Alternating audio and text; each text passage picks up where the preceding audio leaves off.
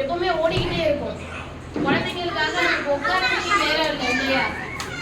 ஓட சொன்னா எல்லாரும் ஓடிடுவோம், ஆனா உட்கார சொல்லிட்டு நேரம் இல்லை இல்லையா? ஸோ ஃபர்ஸ்ட் அவங்க எனக்கு வந்து இந்த மாதிரி ஒரு காம்படிஷன் வைக்கிறோம்னு சொன்னது எனக்கு ரொம்ப சந்தோஷமா இருந்தது. ஏன்னா இது ஒரு ஆயுர்வேதம் அப்படின்னு நான் பார்க்குறப்போ ஒரு இயற்கையை ஒன்றின மாதிரி ஒரு வாழ்க்கையை தான் வந்து ஆயுர்வேதம் சொல்லி கொடுக்குது. அப்போ நம்ம நினைக்கலாம் ஆயுர்வேதம்னா வெறும் கை கால் வலிக்குதானே, எதுக்குள்ள குழந்தைய பற்றி என்ன சொல்லிப்போன்னு ஒரு யோசனைகள் நமக்கு இருக்குது இல்லையா? நம்ம பொதுவாகவே ஆயுர்வேதத்தில் எல்லாருக்கும் என்ன தெரியும், என்ன தேடுவாங்க இல்லை ஏதோ சம் காஸ்மெட்டிக்ஸ் அப்படின்ற ஒரு எண்ணத்தை தான் இன்னைக்கு மீடியா நம்மளை பாப்புலர் பண்ணியிருக்கு. ஆனால் ரொம்ப ரொம்ப முக்கியமானது ஆயுர்வேதம்ன்றது ஒரு வாழ்வியல். ஒரு குழந்தை பிறக்கிறதுல இருந்து அந்த குழந்தை வளர்றப்போ அதுகளுக்கு எந்தெந்த மாதிரி மாற்றங்கள் வரும், அது எப்போ தலை குப்புத்துக்கும், எப்போ அவங்களுக்கு வந்து என்னென்ன ஃபுட்டு கொடுக்கணும், அம்மாவை எப்படி கவனிக்கணும். இப்போ நிறைய பேர் குழந்தைய கவனிக்கிறோம், எத்தனை பேர் அம்மாவை கவனிக்கிறோம்? டெலிவரி ஆனதுக்கு அப்புறம் குழந்தை எல்லாரும் பார்த்தீங்கன்னா எல்லாரும் வந்து குழந்தைக்கு எல்லா கிஃப்ட்டும் வாங்கி கொடுப்பாங்க. ஆனால் நான் சொல்லுவேன் அம்மாவுக்கு வாங்கி கொடுங்க. ஏன்னா நீங்க அம்மாவை பராமரிக்கிற போதுதான் குழந்தைய பராமரிக்கிறது சமம். ஏன்னா இங்க யாரு வந்து குழந்தையோட பேக் போனா இருக்க போறாங்கன்னா அம்மா மட்டும்தான். அது ஒரு ராத்திரி பகல நீங்க சைக்காலஜிக்கல் ஃபேக்டா எடுத்துக்கலாம், இல்ல உங்களோட எமோஷனல் ஃபேக்டா இருக்கலாம்.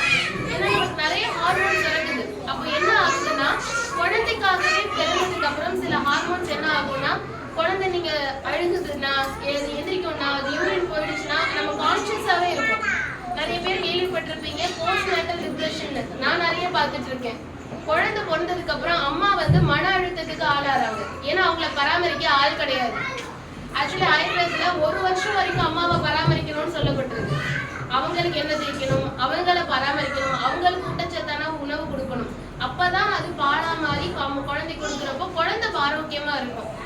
ஏன்னா அம்மாவை சந்தோஷமா பார்த்தாதான், அம்மா சந்தோஷமா ஒரு பால் கொடுக்குறப்போ குழந்தை ஆரோக்கியமாகவும் ஹெல்த்தியா இருக்கிறது செய்யும். ஆனா இங்க எல்லாரும் என்ன பண்றோம்னா குழந்தைக்கு மட்டும் ஹெல்த்தியா கொடுத்துட்டு, எத்தனை அம்மா பாருங்க நான் ஹெல்த்தியா சாப்பிட்றேன்னு கைவிடுங்க. உண்மையிலேயே சொல்லுங்க, இப்ப எல்லா ஹெல்த்தியும் பண்ணீங்க இல்ல, எல்லாத்துக்கும் சொல்றேன், அப்பா அம்மா எல்லாரும் சேர்த்து கேட்கிறேன், எத்தனை பேரு நாங்க 2 பேர் எல்லாருமே என் குழந்தைக்கு மட்டும் இல்ல நானும் ஹெல்த்தியா சாப்பிட்றேன்னு சொல்றவங்க கைவிடுங்க. ஒரு ஆள் தான் மொத்தத்துல தூக்கிருக்கீங்க, இங்க சாரியும் சேர்த்து 2. ஆனா குழந்தைக்கு யாரு தெரியுமா? உங்களோட கண்ணாடி. நீங்க என்ன பண்றீங்களோ அதோட பிரதிபலிப்பை தான் குழந்தைங்க உங்களுக்கு காட்டுவாங்க.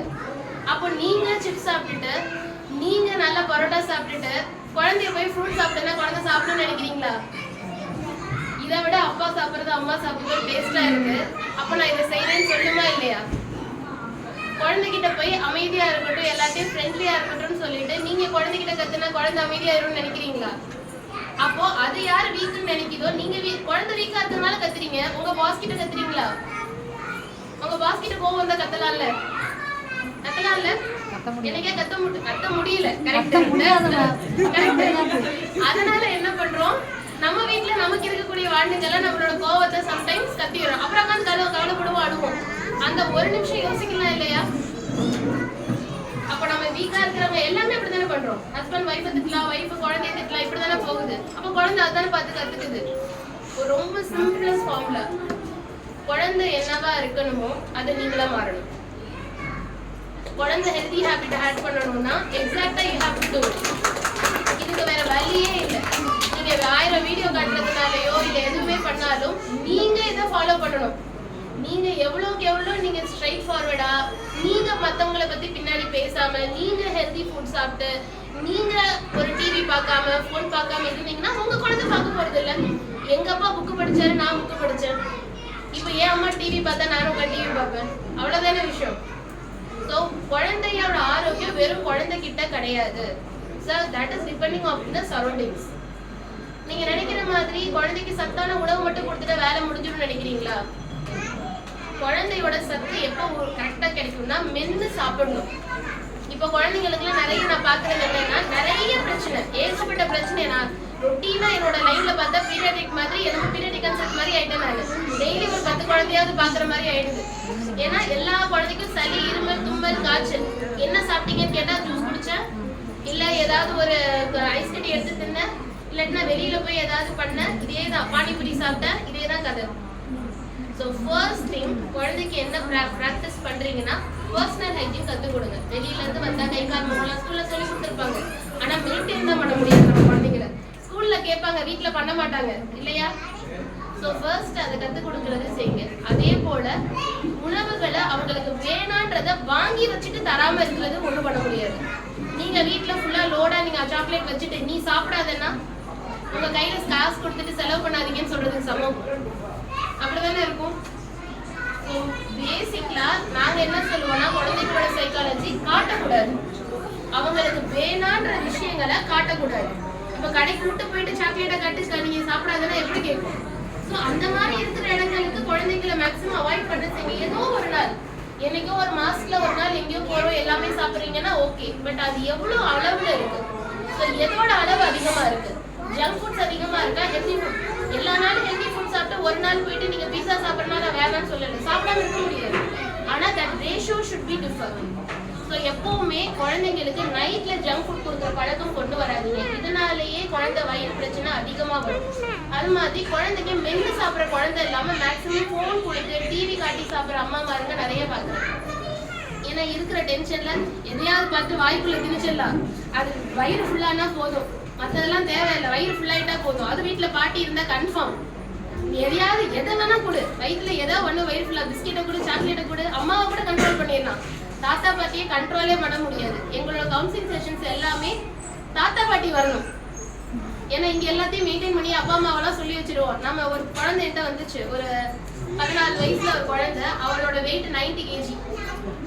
ஸோ நாங்க என்ன பண்ணோம்னா, அவ பாவம், அவ துபாயில இருந்தா, அவன் வந்து கையெழுத்துக்கு கூட வேலை இல்லை, அவன் ஸ்கூலுக்கு போனா திரும்ப சின்ன ஒரு வீடு தான், அதுக்குள்ளேயேதான் அவ வாழணும். இப்படியே இருந்து அவளுக்கு நடந்தா கூட மூச்சு வாங்குது. சரி எல்லா டயட்டும் சொல்லி எல்லா கவுன்சிலிங் பண்ணி கொடுத்துட்டேன். சரி குழந்தை வெயிட் குறைஞ்சிருப்பான்னு பார்த்தா 2 கிலோ ஏறிட்டு வரா. எனக்கு ஒரே ஆச்சரியம், என்னடா எல்லாத்தையும் கணக்கு பண்ணிட்டேன், ஒண்ணு கூட விடல, பாயிண்டா 1 மணி நேரம் நான் சொல்லி கொடுத்துருக்கேன். என்னாச்சுன்னா, அவங்க பாட்டி இருந்தாங்க இல்லையா, குழந்தை டயட்டை காலைல சாப்பிட்டோன்னே ஸ்கூலுக்கு போடுறப்போ அங்க 2 பிஸ்கெட் பாக்கெட்டு, ஈவினிங் அழைச்சிட்டு வர்றப்போ திரும்ப ஈவினிங் ஒரு பப்ஸ் இல்ல இந்த மாதிரி ஏதாவது பிரியாணி, என்ன நல்ல ஹெவி டயட். இப்ப குழந்தைக்கு எத்தனை வேலை சாப்பாடு ஆச்சு? 3 வேலை இல்ல 5 வேலை சாப்பாடு ஆயிடுச்சு. அப்ப குழந்தை ஏறலன்னா தானே ஆச்சரியம். அப்போ இருந்து நான் ஆரம்பிச்சது, கிராண்ட் பேரண்ட்ஸ் வீட்ல இருந்தா அவங்களையும் சேர்த்து சொல்லணும். ஏன்னா அவங்களுக்கு என்னன்னா, உங்களெல்லாம் வளர்க்குறப்போ கண்டிப்போட இருந்திருப்பாங்க இல்லையா, ஆனா உங்களுக்கு எல்லா செலவும் கொடுத்துருப்பாங்க. உங்களை வந்து ஏதாவது நீங்க படிக்கலன்னா திட்டிருப்பாங்க, சாப்பிடலாம். ஆனா பேர பசங்க மட்டும் எப்படி இருக்கணும், ஜாலியா இருக்கணும். அது கேட்டதெல்லாம் வாங்கி கொடுத்துட்டு அவங்கள வந்து சிரிச்சுக்கிட்டே இருக்கிறது அவங்களுக்கு ரொம்ப பிடிக்கும். அதனால தாத்தா பாட்டியை கண்ட்ரோல் பண்றதுன்றது ரொம்ப ரொம்ப கஷ்டமான விஷயம். ஆனா அவங்களுக்கும் சேர்த்து சொல்லி கொடுக்கணும். ஏன்னா அவங்க கொடுக்கலன்னா தான் இவங்களுக்கு கிடைக்காது. அப்போ கொஞ்சம் மெனக்கெட்டு, இப்ப நிறைய பேர் எஃபோர்ட் போட்டுருந்தீங்க, எனக்கு ரொம்ப சந்தோஷமா இருந்தது.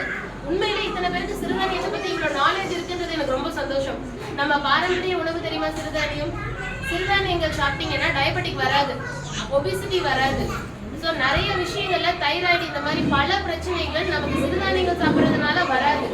இப்ப நம்ம நிறைய பேர் பாத்தீங்கன்னா, இன்னைக்கு குழந்தை குண்டா இருந்துச்சுன்னா பின்னாடி அது ஒபிசிட்டியில வரும். அப்போ ஒரு குழந்தை ஆரோக்கியமா இருக்கும்னா சாப்பாடு எந்த அளவுக்கு முக்கியமே, குழந்தை ஓடி ஆடி விளையாடணும். ஸோ ஓடி ஆடி விளையாடுறப்போ ஒரு குழந்தையால மட்டும்தான் அதோட ஆரோக்கியமும் செரிமானமும் அதோட எந்த விதமான டிஃபிஷியன்சிஸ் வராம இருக்கிறது செய்யும். சரி, அம்மாங்க எல்லாம் டென்ஷனா இருக்கீங்கன்னா குழந்தை எப்படி டென்ஷனா இருக்குமா காமா இருக்குமா? டென்ஷனே ஆவலன்ற அம்மா மட்டும் கை தூக்குங்க. நான் டென்ஷனே ஆமா, நான் கூலான அம்மா, என்ன ஆனாலும் பரவாயில்ல அப்படின்ற மட்டும் கை தூங்க பார்ப்போம். ஒரு ஆள் கூட இல்லைங்க, கன்ஃபார்ம் இல்லை இல்லையா? காந்தி தெரியுமா எல்லாருக்கும்? காந்தி ஒரு வார்த்தை சொல்லுவாரு, பிரிட்டிஷ் எனக்கு பிடிக்காம இல்ல, அவங்க செஞ்ச செயல்கள் தான் எனக்கு பிடிக்கலன்னு சொல்லுவாரு. அதோட அர்த்தம் என்னன்னா, நம்ம குழந்தை ஒரு தப்பு பண்ணுச்சுன்னா அந்த குழந்தைக்கு நம்ம என்ன சொல்லி கொடுக்கணும்னா, அம்மா கூட ரொம்ப பிடிக்கும், அப்பா கூட ரொம்ப பிடிக்கும், ஆனா நீ இந்த வேலை செஞ்சது பிடிக்கல, டிஃபரன்ஸ் பண்ணி காட்டுங்க. I love you so much, but நீ அந்த வேலை நீ தப்பு பண்ணதை நான் ஏத்துக்க மாட்டேன். யாரு தப்பு பண்ணாலும் தப்பு தப்பு தான். அம்மா பண்ணாலும் அம்மா சாரி சொல்லணும் குழந்தைட்ட, அம்மான்றதுனால சாரி சொல்லக்கூடாதுன்னு இருக்கா? இல்ல, நான் தப்பு பண்ண என் பையன்ட்ட சாரி கேட்டுருவேன், நான் செய்யாம சொல்ல மாட்டேன். நம்ம தப்பு பண்ணாலும் குழந்தைகிட்ட தயவு, நீங்க ஏன்னா உங்களோட ரிஃப்ளெக்ஷன் தான் அவங்க. நீங்க ஸ்ட்ரைட்டா இருந்தா உங்க குழந்தை ஸ்ட்ரைட்டா ஆயிடும். நீங்க ஹெல்தியான ஒரு மனநிலையும் ஒரு உடம்பையும் வச்சிருந்தீங்கன்னா குழந்தை வந்துடும். எத்தனை பொண்ணுங்க உங்க அம்மா எல்லாம் என்ன சொல்லி கொடுத்தாங்க? பொதுவாக அவங்க லேடிஸ் எல்லாட்ட கேட்குறேன், நல்ல குடும்ப பொண்ணா இருமா, வீட்டுக்கார்ட்ட சண்டை போடாதம்மா, பொறுத்து போமா. இதே தானே உங்க பொம்பளை பிள்ளையும் செய்யும். நாளைக்கு தனக்குன்னு அது நிக்காது இல்லையா? தனக்குன்னு சண்டை போடுமா அது? அப்போ அமைதியா போறதே ஒரு லைஃப்ல வந்துருவாதா? என்ன பொறுத்த வரைக்கும் பையன் பொண்ணு எந்த டிஃபரன்ஸுமே இல்லை, ரெண்டையுமே சொல்லிக் கொடுங்க. பையனுக்கும் அவனோட செல்ஃபா, அவனோட சின்ன சின்ன வேலைகள், அவனோட பெட்ஷீட் மடிக்கிறதா இருக்கட்டும், இல்லை அவனோட சின்ன ஒரு ட்ரெஸ் மடிக்கிறதா, அவன் டவல் மடிக்கிறதுனா அவனோட வேலைகள் அவன் தான் செய்யணும். அது பொண்ணுக்கும் அதே ஈக்குவல் தான். ஸோ நீங்க நினைக்கிற மாதிரி ரொம்ப செல்லமா பத்திரமா நீங்க வாழ்க்கை பூரா அவங்க குழந்தைய பத்திரமா வச்சுருக்கீங்களா? எல்லா நேரமும் கை பிடிச்சிக்கிட்டே ஒரு பள்ளம் கூட எல்லாம் மேடுக்கு இல்லாம நடந்து கூட்டு போயிட முடியுமா? Exactly the same.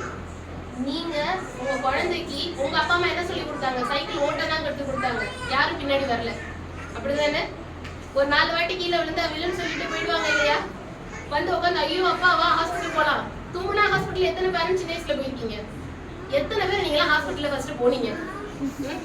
தும்முனா இருமுனாலாம் உங்க அப்பா அம்மா எத்தனை பேர் உங்களை ஹாஸ்பிட்டல் கூட்டு போனாங்க? ஏன்னெல்லாம் கூட்டே போனதில்லை. வீட்டுல போயிட்டு கஷாயத்தை அப்படின்னு சொன்னதான் ஞாபகம். ஆனா நம்ம குழந்தைங்களை அப்படியே வர்றோம். இருமுனா உடனே தூக்கிட்டு ஓடிடணும், தும்மா கூடாது, சளி பிடிக்க கூடாது, ஒரு ஸ்கிராச் ஆகக்கூடாது, ஒரு கீரை கூடாது. எப்படி இதெல்லாம் இல்லாம இருக்கும்?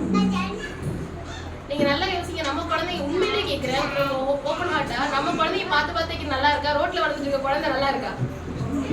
சொல்ல போனா அவங்க ரொம்ப நல்ல இம்யூனோட இருக்காங்க, டெய்லி சண்டை போடுறாங்க, நல்லா இருக்காங்க. ரோட்ல விளையாண்டாதான் உங்களோட ஸ்கின்ல இருக்கக்கூடிய எல்லா விதமான விட்டமின்ஸும் செக்ரேட் ஆகும். ஸோ போன் ஸ்ட்ரென்த் கிடைக்கிறது செய்யும். சாப்பாடு எந்த அளவுக்கு முக்கியமோ குழந்தையோட மனநிலையும், குழந்தை ஓடி ஆடி விளையாடுறதும் முக்கியம். அதே மாதிரி குழந்தை மென்னு சாப்பிட்றதான்றது முக்கியம். அதை விட ரொம்ப முக்கியம் குடலோட ஆரோக்கியம். டெய்லி காலைல மோஷன் போகுதான்னு பாருங்க. இன்னும் நிறைய கம்ப்ளைண்ட் வர்றது, மோஷன் குழந்தை காலைல போடுறது, எல்லாம் நைட்ல போறாங்க, காலைல நேரம் இல்லை. இதெல்லாம் கலக்கமே இல்லை. நீங்க 3 monthsல இருந்து குழந்தை பிறந்தா 3ல இருந்து 6 மாசத்துக்குள்ள பாட்டி ப்ராக்டிஸ் பண்ணணும். அப்போதான் கழிவுகள் வெளியேறினா குழந்தையோட குடல் நல்லா இருக்கும். அப்போ பசிக்கும், ஒழுங்கா சாப்பிடும், ஒழுங்கா வேலை செய்யும். நீங்க மந்தமா இருக்க குழந்தை எப்படி நல்லா இருக்க முடியும்? நீங்க திரும்ப திரும்ப மேல கொடுக்கலாம், ஆனா உள்ள இருக்கிறதே வேஸ்ட். வெளிலன்னா வீட்டுல டெய்லி கூட்டாமே இருந்தீங்கன்னா எப்படி இருக்கும்? அதே வீட்டுக்குள்ள தூங்க முடியுமா? முடியாது. அந்த மாதிரி தானே. ஸோ இதெல்லாம் கம்பல் பண்ணுங்க. டெய்லி ஒன்று இதுக்கு சைக்காலஜிக்கலா என்ன சொல்லுவோம்னா, டெய்லி ஒரு டைம் செட் பண்ணி டேப்பை திறந்து குழந்தைய உட்கார சொல்லுங்க. கொஞ்ச நாள் ஆக ஆக ஆட்டோமேட்டிக்கா குழந்தைக்கு, இப்போ நீங்க ரீசெண்ட் ரிசர்ச்ல குழந்தைக்கு பைல்ஸ் அதிகமாயிடுச்சு, ப்ளீடிங் வரைக்கும் வருது. அந்த அளவுக்கு கம்ப்ளைண்ட்ஸ் அதிகமாயிருக்கு. அப்போ குழந்தைங்களுக்கு நார்ச்சத்தான உணவுகள் கொடுக்குற மாதிரி டெய்லி ஒரு 40 ப்ராக்டிஸையுமே ரெகுலர் பண்றது செய்யுங்க. தண்ணி தேவையான அளவு குடிக்கணுன்ற பழக்கம் வைங்க. மென்னு சாப்பிடணும். விழுங்குறதுனால எந்த digestion start from your mouth. வாயில இருந்து ஆரம்பிக்குது உங்களோட செரிமானம். குழந்தை என்ன வேணா சாப்பிடும், மென்னு சாப்பிடணும். நம்ம என்ன கொடுக்குறோம்? வெறும் வீடியோஸ் தானே டெய்லி கொடுக்குறோம். அதான் மெல்ல வேண்டி இருக்கு. அதெல்லாம்